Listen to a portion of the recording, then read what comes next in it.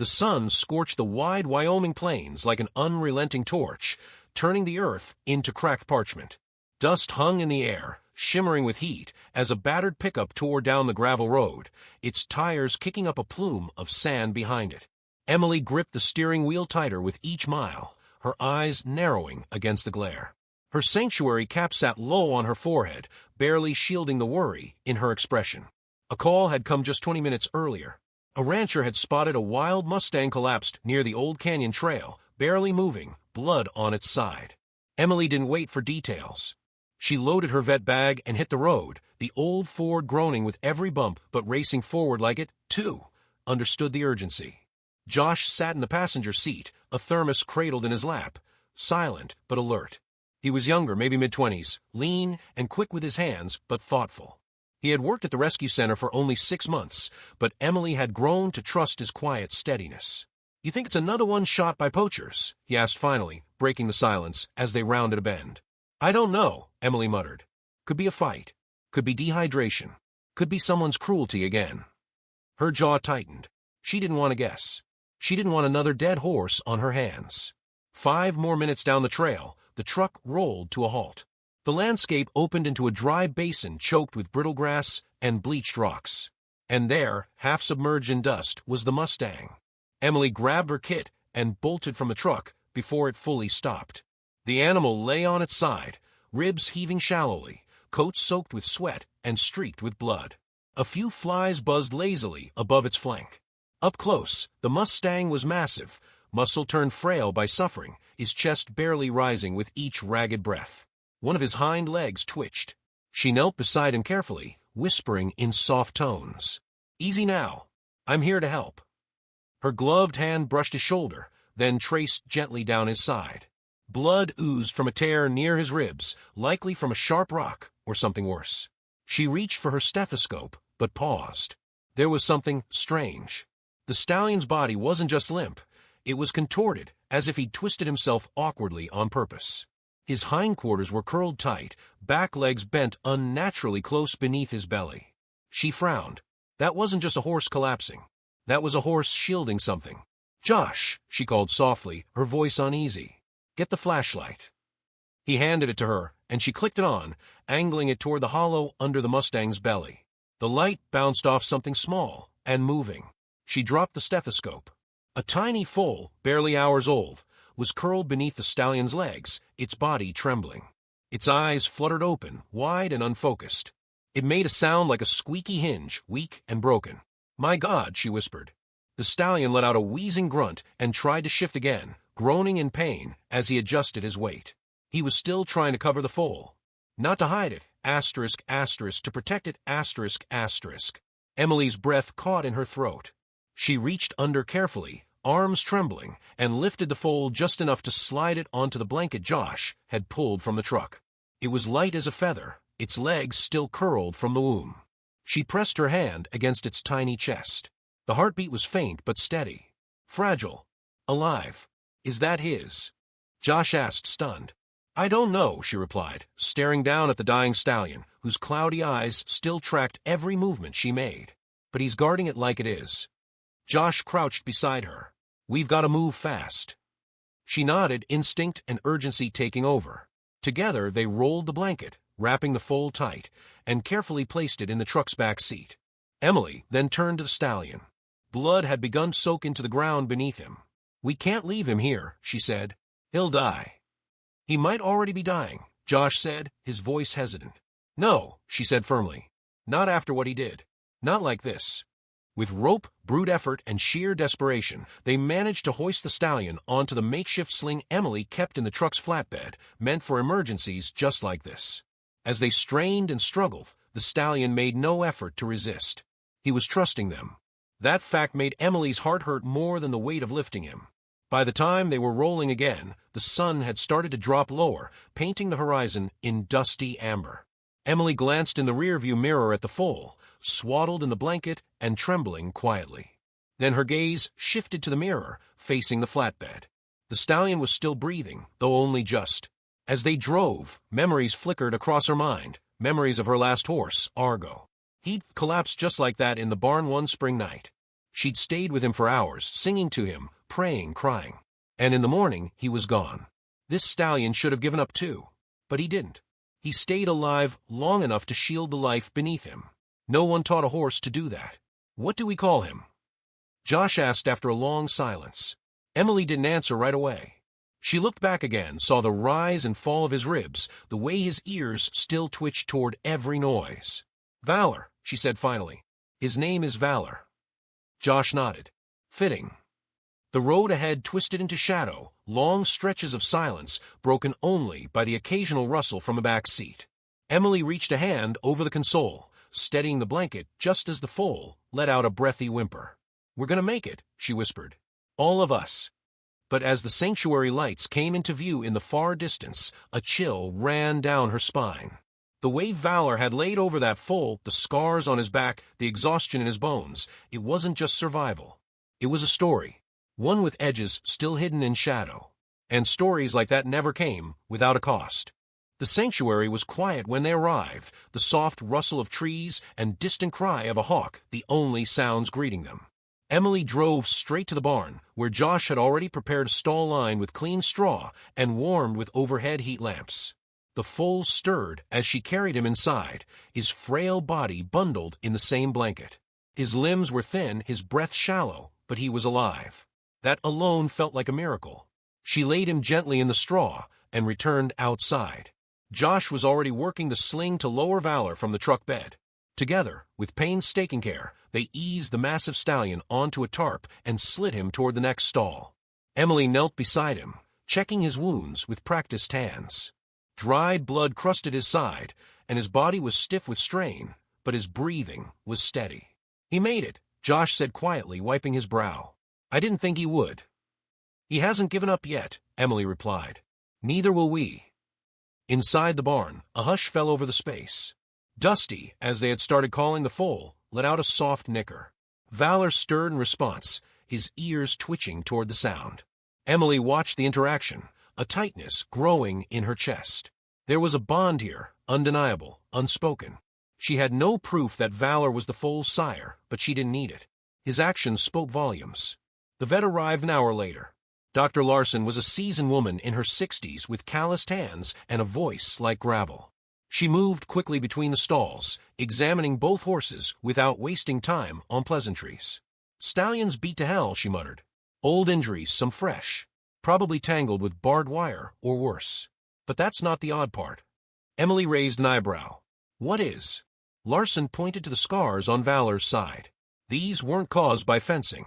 Too precise. Repeated trauma in the same places, intentional. Someone hurt this animal. Repeatedly. Emily swallowed hard.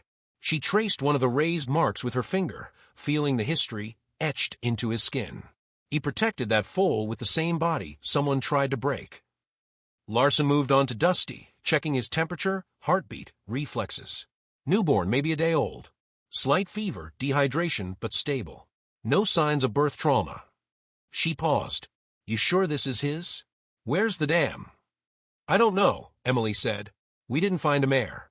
Just him and the foal. The vet frowned. Strange. A stallion guarding a newborn like this? That's not normal. Nothing about this is, Emily said, more to herself than anyone else. The barn fell quiet again after the vet left. Emily pulled a folding chair beside Dusty's stall and sat down. Outside, the wind howled through the open fields. She stared at the foal, watching his tiny chest rise and fall, and thought of Argo.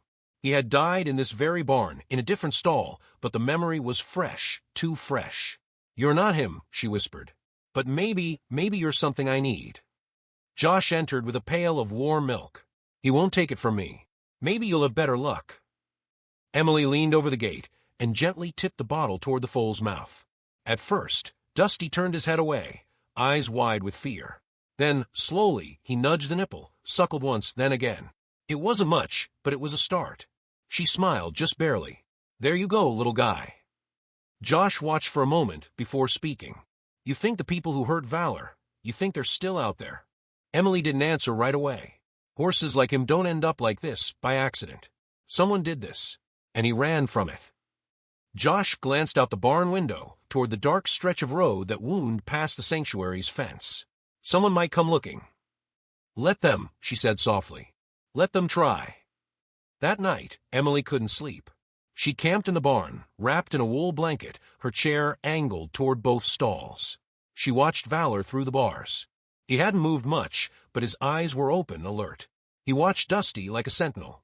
There was a kind of nobility in his silence. No fear, no pleading. Just quiet endurance. She wondered what it must have taken to keep going, not just for himself, but for the foal. How long had they been out there alone? Days? Weeks? At some point during the night, a noise stirred her. Not from inside the barn, but outside. Tires on gravel. Emily rose quickly, moving toward the barn doors. A pair of headlights glared at her through the dust. A car idled at the edge of the sanctuary drive, just outside the gate. It didn't move. She stood frozen for a few seconds, heart racing. Then the car backed away, slowly, and disappeared down the road. She returned to the barn, unease settling in her gut. The timing was too close. Someone had known where to find them. The next morning, she called the sheriff. Sheriff Grady arrived just after dawn. A tall man with crow's feet and a tired face. He walked through the barn with slow steps, eyes scanning the stalls. "That him?" he asked, gesturing to Valor. Emily nodded. He was found near Hollow Creek with the foal. No sign of the dam.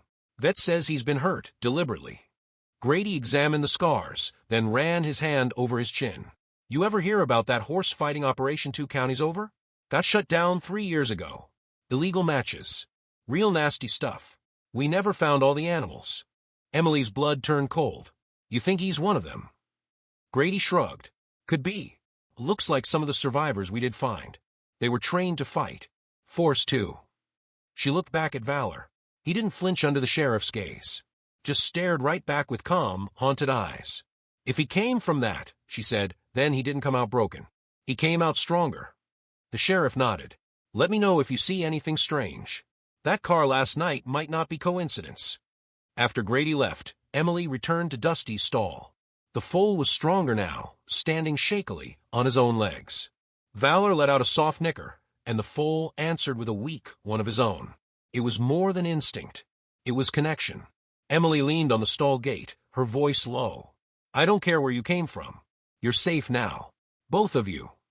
Still, in the back of her mind, the scars, the car, and the sheriff's warning formed a knot she couldn't ignore. Someone had tried to break this stallion, and failed. And somewhere, some might be angry about that. She didn't know when it would happen. But she knew they weren't alone anymore. The wind had picked up by late afternoon, carrying with it a restless tension that clung to the sanctuary like dust on skin.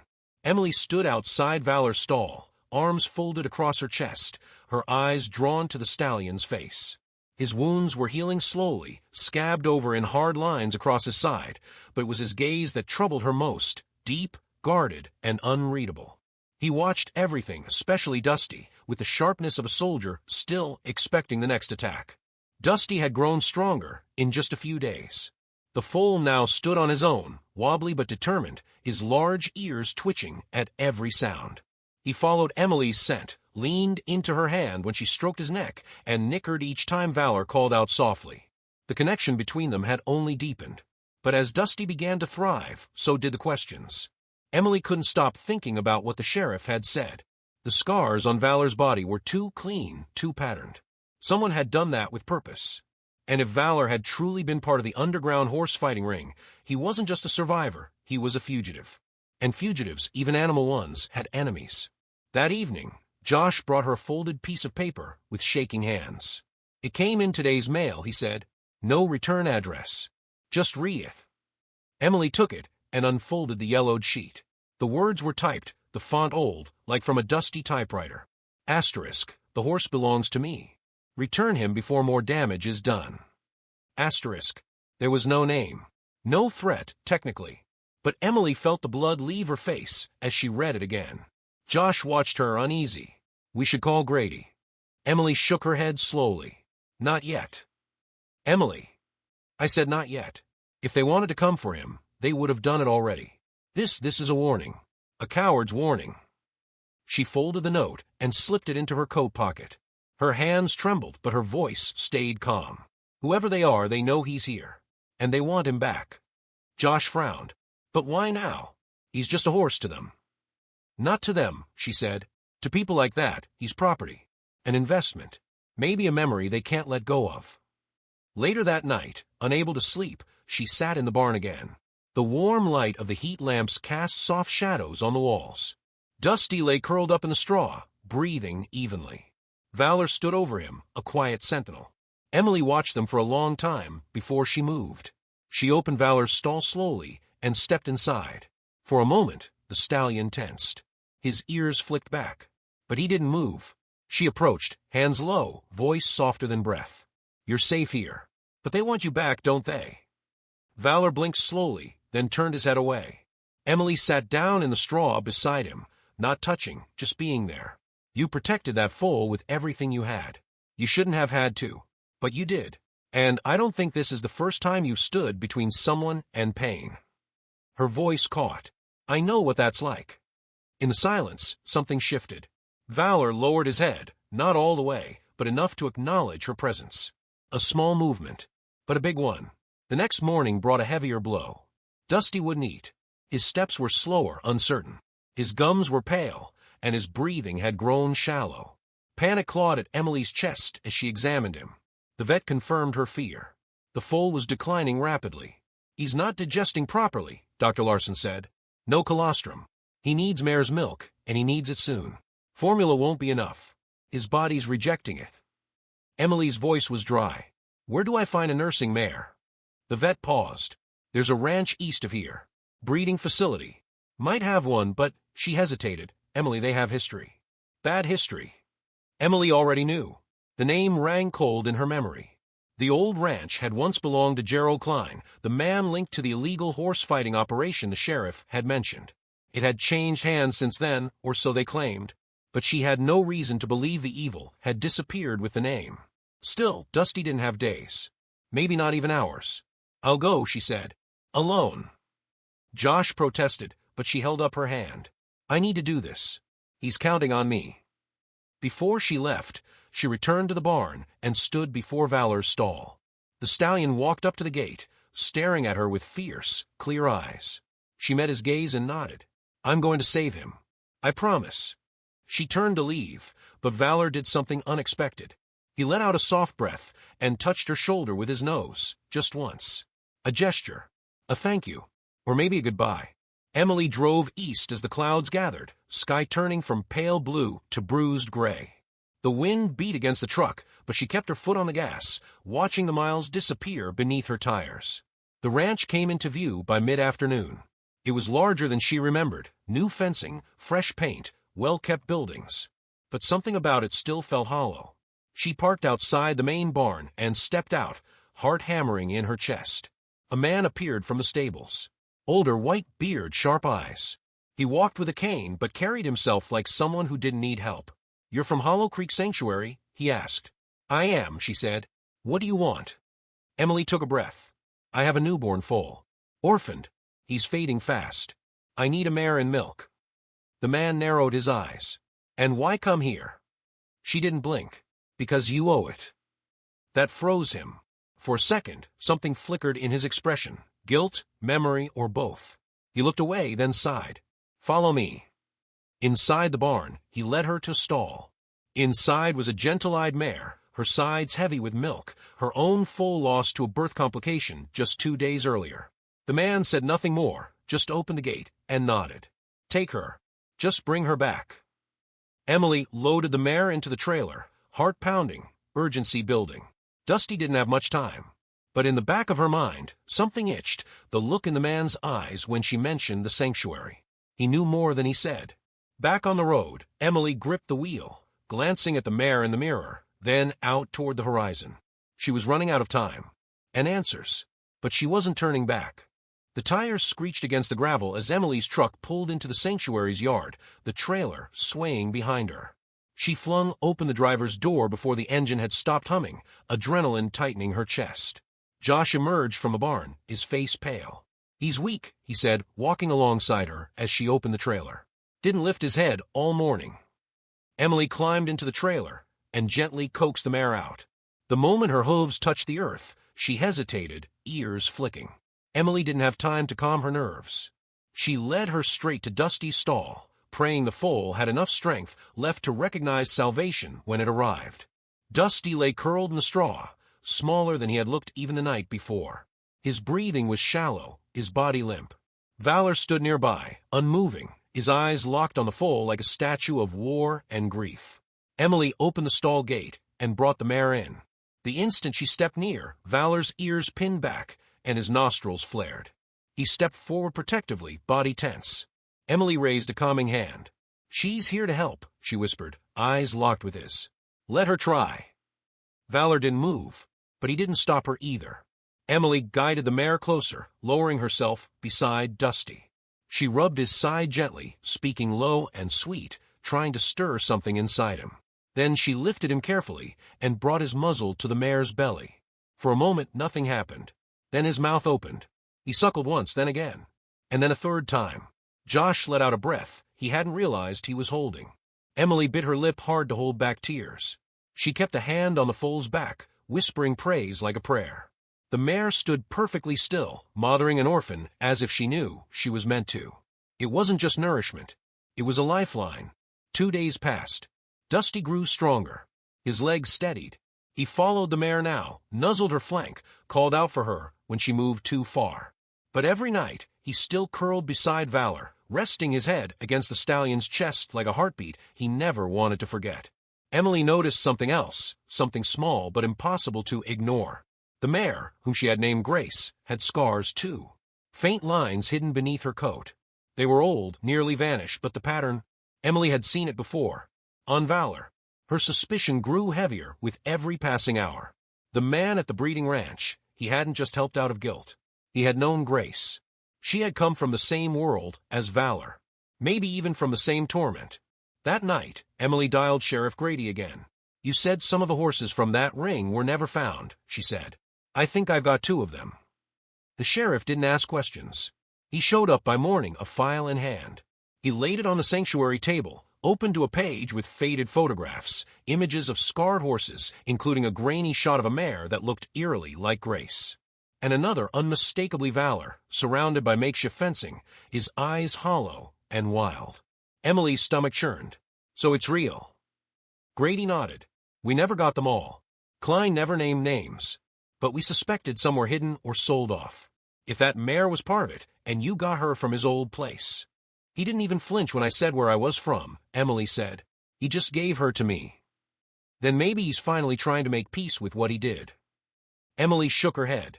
"It's not enough." Grady placed a hand on her shoulder. "You've got them now. You did more than we ever could." That evening, Emily stood at the edge of the pasture. The sun had dipped low, casting gold over the grass. Dusty galloped through the field, chasing butterflies he couldn't catch. Grace stood nearby, her coat glinting in the light, eyes soft. And behind them both, watching quietly, was Valor. Emily approached slowly. Valor turned his head, ears forward, no longer afraid. She reached a hand toward him. He stepped forward. Their eyes met, and he lowered his head to her chest. She wrapped her arms around his neck, breathing into his mane. There were no words left.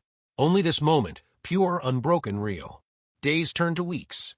The sanctuary healed, not just the animals, but the woman who had almost given up on saving anything. Dusty grew bolder, curious about everything.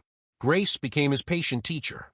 Valor remained near, never hovering, always present, a quiet force that held the world together. People came and went, visitors who heard about the miracle foal, about the scarred stallion, who gave everything to protect a life that wasn't even his. Emily never told them the whole story. Not because she wanted to hide it, but because some stories spoke louder in silence. One morning, she walked out to the field and found something waiting on the fence post. A photograph. Old, yellowed, but unmistakable. Valor and Grace, side by side, years younger, chained inside a rusted corral. Their bodies broken. Their spirits, not yet. Beneath it, a note scribbled in messy ink. Asterisk, I don't deserve forgiveness. But maybe they do. Asterisk. There was no signature. Emily looked up from the note. Valor stood across the field, Dusty nipping playfully at his tail. Grace looked on, calm and whole. Emily smiled. She turned back toward the sanctuary house, wind lifting her hair, and whispered to herself, "You're free now. All of you." And in that moment, the world felt lighter. If this story touched your heart, please consider subscribing. I bring true, heartfelt stories every day.